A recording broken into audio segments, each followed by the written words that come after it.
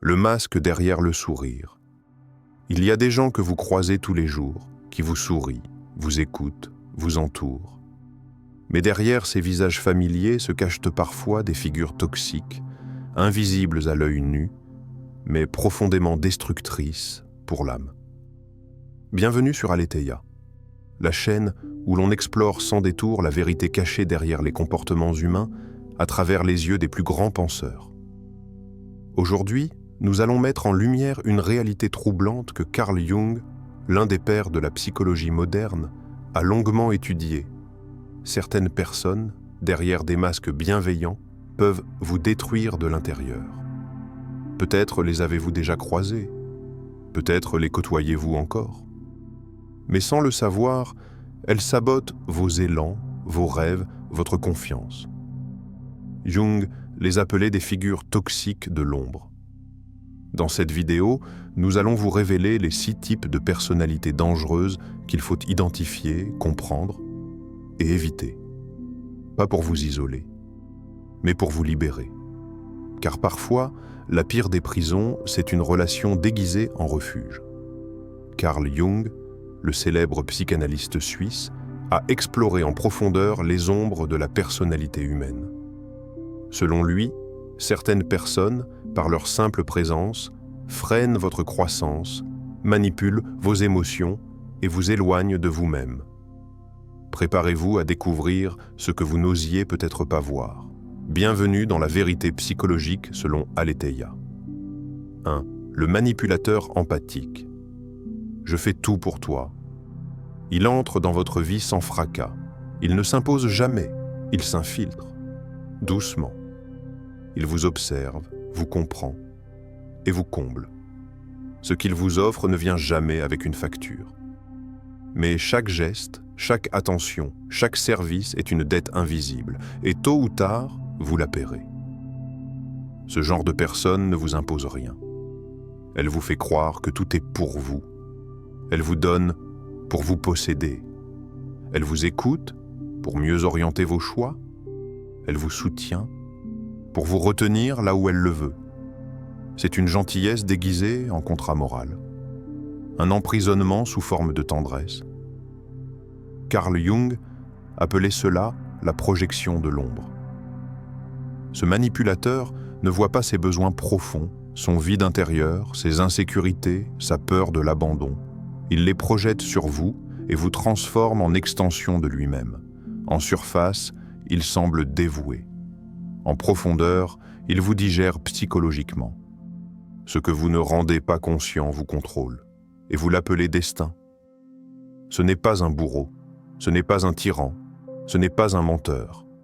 C'est un bienfaiteur qui attend une loyauté absolue en retour. Et cela, vous ne le réalisez qu'au moment où vous tentez de respirer par vous-même. Chaque fois que vous prenez une décision indépendante, un malaise s'installe. Il se ferme. Il vous fait sentir que vous l'avez trahi. Pourquoi ? Parce que vous ne l'avez pas consulté. Parce que vous avez agi sans sa validation silencieuse. Ce n'est pas dit, c'est insinué. Ce n'est pas exprimé, c'est ressenti. Il fait semblant d'accepter, mais vous punit par le retrait, la froideur, le silence lourd. Il ne dit jamais « tu me dois quelque chose ». Mais son regard vous le fait comprendre. Sa posture vous l'impose. Sa présence devient un rappel constant de tout ce qu'il a fait pour vous. Le danger ici, c'est que vous vous sentez coupable d'être vous-même. Vous vous excusez d'exister hors de ses attentes. Vous adaptez vos choix pour ne pas le décevoir. Vous commencez à vivre dans son prisme et non dans le vôtre. Quand l'aide devient une chaîne, ce n'est plus un cadeau. Ce type de manipulateur est souvent adoré par l'entourage. Il est formidable, généreux, toujours là pour tout le monde. Et pourtant, ceux qui vivent dans son cercle intime finissent par s'éteindre, petit à petit, comme une bougie trop proche d'un mur. La flamme ne manque pas d'air, elle manque de place. Il ne crie jamais. Il vous étouffe avec douceur. Vous vous dites, il veut juste mon bien. Mais où est votre bien dans ce lien ? Est-ce vraiment du soutien ou un pilotage psychologique bien déguisé ? Voici l'un des pièges les plus subtils de la psychologie humaine. Confondre affection et emprise, surtout quand l'emprise est habillée de sacrifice. Le manipulateur empathique se sacrifie pour vous, mais il ne vous libérera jamais, car si vous devenez libre, il devient inutile. C'est un paradoxe toxique. Il vous construit pour mieux vous posséder. Et c'est souvent dans les petits détails qu'on le repère. Il vous aide sans qu'on le lui demande, puis devient amer. Il vous pousse à parler, puis utilise vos confidences pour orienter vos choix. Il vous donne de son temps, puis vous reproche doucement de ne pas lui rendre pareil. Posez-vous cette question maintenant, profondément, honnêtement. Qui, dans votre entourage, vous aide sans jamais vraiment vous libérer? Peut-être est-ce un parent, un partenaire, un mentor, un ami de longue date, peu importe. Ce n'est pas l'étiquette qui compte, c'est l'effet qu'il produit sur vous. Quand vous quittez cette personne, vous sentez-vous plus léger ou plus coupable, plus libre ou plus endetté émotionnellement? L'aide authentique ne demande jamais de retour. Elle libère, elle n'attache pas. Le manipulateur empathique vous aime, oui, mais seulement tant que vous restez dans la cage qu'il vous a construite en soi. 2. L'éternelle victime, le pouvoir du malheur. Elle est là, assise en face de vous. Son regard est triste, ses mots sont lourds. Ses journées sont une suite de drames, de trahisons, d'injustices. Elle n'a pas de chance, jamais. Et quand vous pensez qu'elle a touché le fond, elle creuse encore. C'est l'éternelle victime. Pas la victime d'un jour, pas celle d'un trauma réel qu'on soutient avec respect. Non, celle qui fait de la souffrance une identité, une posture, une arme silencieuse. Au début, vous la prenez dans vos bras, vous écoutez, vous consolez, vous conseillez. Mais les semaines passent, les mois passent, rien ne change. Parce que le but n'est pas de changer, le but est d'exister à travers le regard de pitié des autres. Carl Jung appelait cela le complexe d'infériorité inversée, ce mécanisme psychologique par lequel une personne se donne de la valeur uniquement à travers sa douleur. Elle devient le centre d'attention, non pas par sa lumière, mais par son abîme. Elle attire les autres non pas pour construire, mais pour les engloutir émotionnellement. Les gens feront n'importe quoi, peu importe à quel point cela est absurde, pour éviter de faire face à leur propre âme. Et c'est là le cœur du drame. L'éternelle victime évite son âme en vous noyant dans son chaos. Elle ne veut pas vos solutions, elle les rejette subtilement ou les sabote ouvertement. Elle vous appelle à l'aide. Mais quand vous essayez de la relever, elle se débat, car si elle se relève, elle perd son rôle, elle perd son contrôle, elle perd le lien qui l'unit à vous par la douleur. Sa souffrance devient une sorte de pouvoir, elle le nie, elle le maquille. Mais il est là. Et vous? Vous devenez le thérapeute involontaire, le pilier épuisé, le témoin captif. Plus vous vous investissez, plus vous vous videz. Et elle recommence, inlassablement, avec la même histoire aux 1000 variantes. Ces mots changent, mais le refrain est toujours le même. Regarde comme je souffre, reste avec moi. À un moment, vous ne savez même plus si vous êtes l'ami ou le pansement, et cela vous ronge, car vous avez essayé, vous avez compris, vous avez tendu la main 10, 100, 1000 fois, mais une personne qui ne veut pas guérir ne guérira pas. Il y a quelque chose de douloureusement confortable dans l'état de victime permanente. Une absence de responsabilité, une justification à tout, et surtout, une manière de s'assurer une présence humaine, même si cette présence est fondée sur la douleur. Elle attire les autres par sa fragilité, puis les retient par la culpabilité. Quand vous commencez à vous éloigner, elle vous dit « Je le savais, tout le monde m'abandonne ». Et vous revenez. Pris dans ce piège subtil, vous ne voulez pas être un abandon de plus, alors vous restez. Et elle continue. Jusqu'à ce que vous deveniez vous-même l'ombre de celui ou celle que vous étiez. Celui qui se noie volontairement finit par entraîner ses sauveteurs. Vous ne l'aidez plus. Vous vous noyez avec elle. Et ce qui est le plus tragique, c'est qu'elle ne vous déteste pas. Elle vous aime, parfois sincèrement. Mais c'est un amour souffrant, dépendant, corrosif. Et vous avez envie de l'aimer aussi. Mais pas comme ça.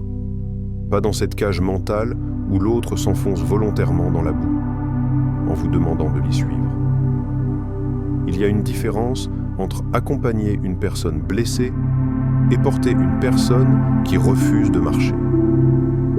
Alors je vous repose la question. Êtes-vous l'ami ou le pansement? Et jusqu'à quand?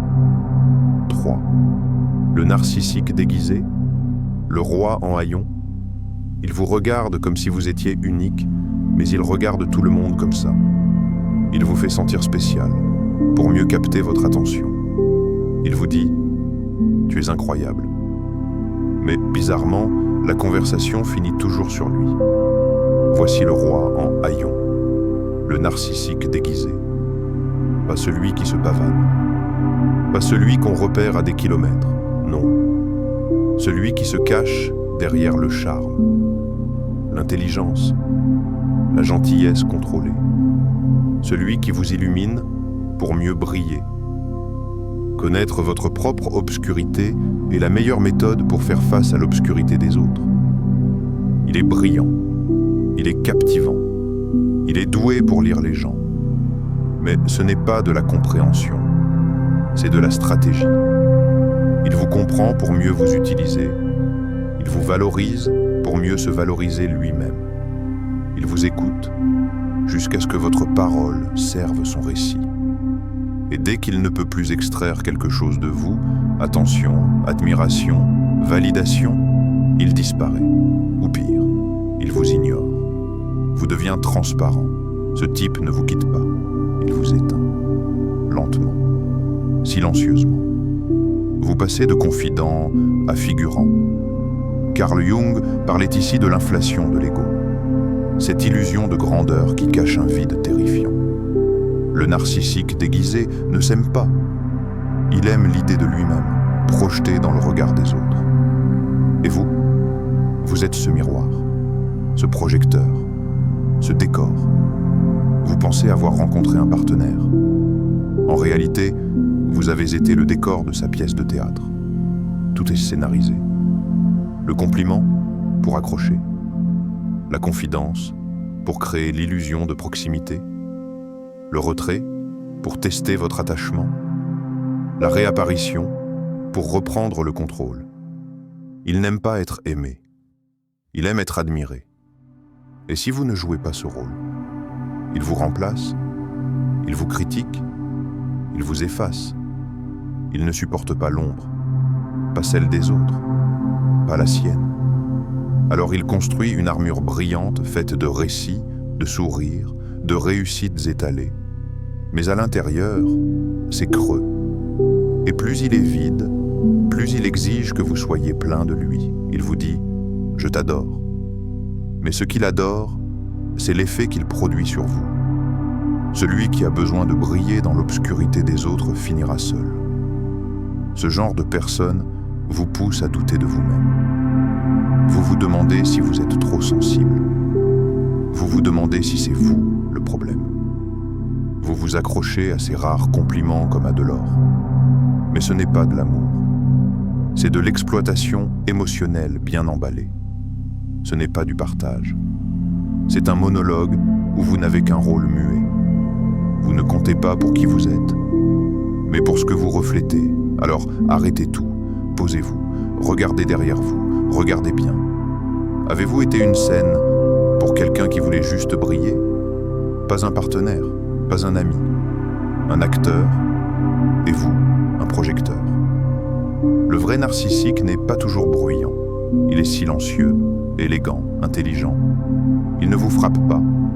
Il vous façonne pour qu'au final, vous vous perdiez dans son image. Et quand vous n'êtes plus utile, il éteint la lumière. Et il cherche une autre scène. Le passif agressif, l'hostilité maquillée. C'est quelqu'un qui ne vous crie jamais dessus. Jamais un mot trop haut, jamais une confrontation directe. Mais pourtant, chaque fois que vous vous éloignez de cette personne, vous ressentez un poids, une sensation trouble, comme si quelque chose s'était passé, mais sans preuve.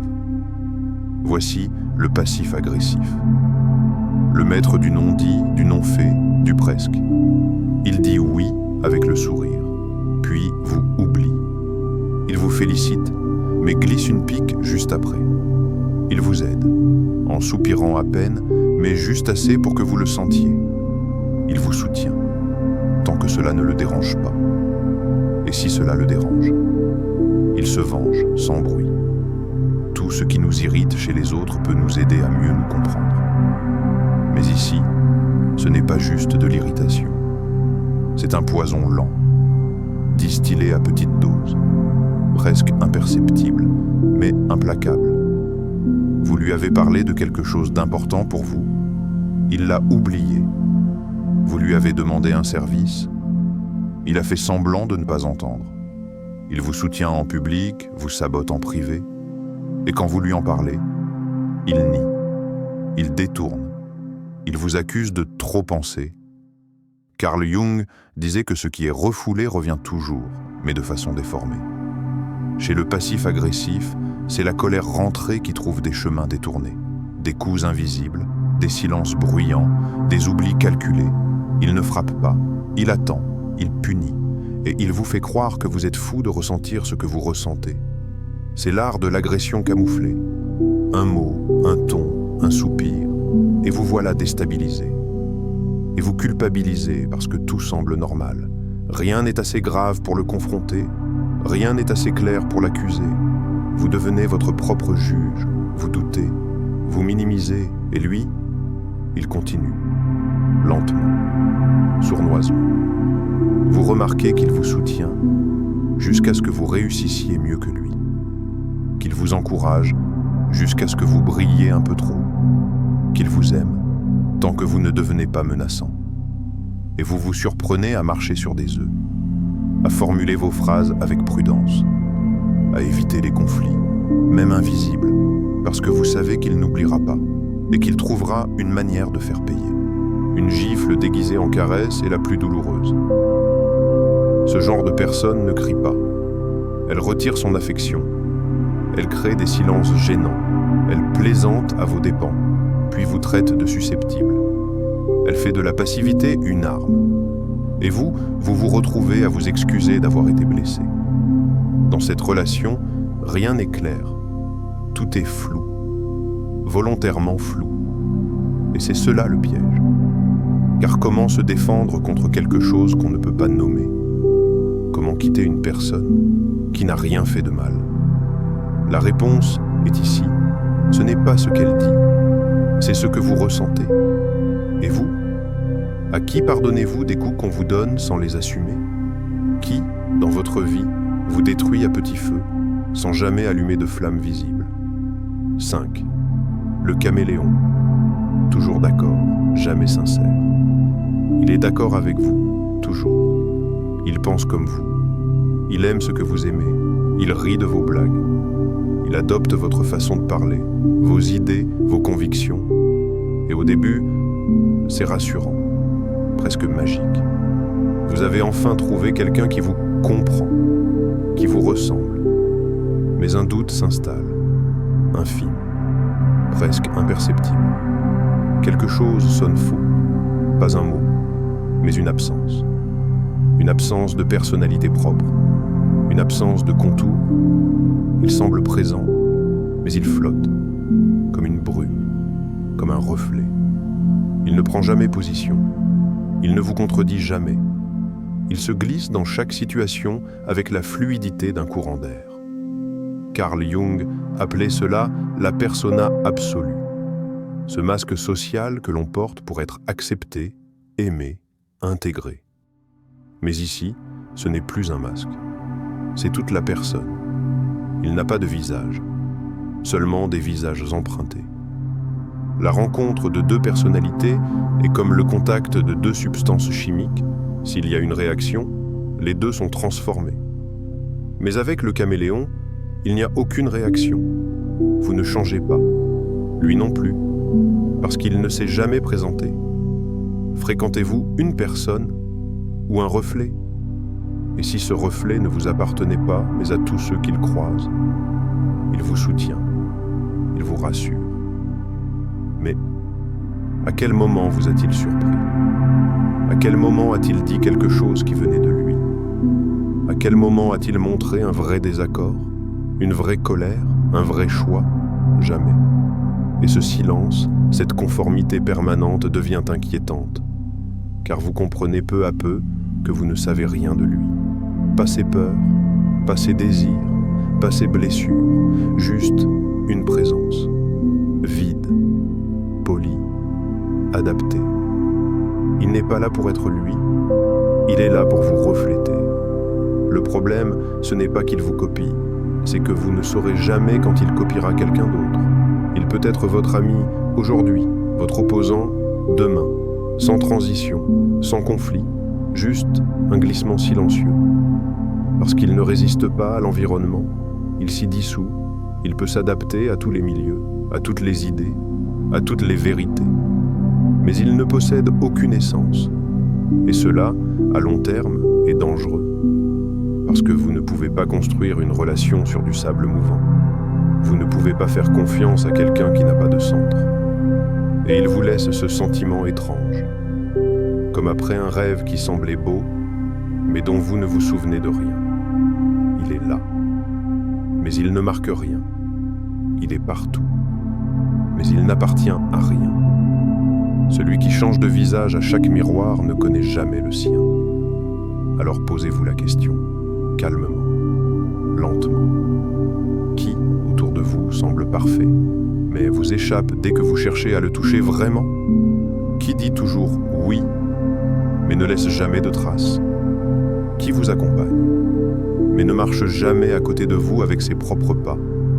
Est-ce une présence sincère ou juste une ombre bien déguisée? 6. Le saboteur silencieux, l'ami qui ne vous veut pas heureux. Il vous sourit, toujours. Il est là dans les moments durs. Il vous console, vous encourage, vous soutient. Mais lorsque vous commencez à aller mieux, quelque chose change, très subtilement, presque imperceptiblement. Il devient plus distant, plus froid, moins disponible. Et si vous écoutez bien, ce n'est pas qu'il ne vous aime plus, c'est qu'il n'aime pas ce que vous devenez, ce que vous construisez, ce que vous dépassez, ce que vous réalisez sans lui. Voici le saboteur silencieux, celui qui ne vous tire jamais vers le bas de manière visible. Il vous tient juste assez bas pour que vous ne le dépassiez pas. Il ne vous dira jamais « tu ne peux pas », mais il plantera une graine. C'est risqué, tu crois pas? Tu n'as pas peur de tout perdre? Tu es sûr que c'est pour toi, ça? Et cette graine grandira dans votre esprit. Votre vision ne deviendra claire que lorsque vous regarderez dans votre propre cœur. Et dans votre cœur, vous sentez qu'il y a quelque chose qui cloche.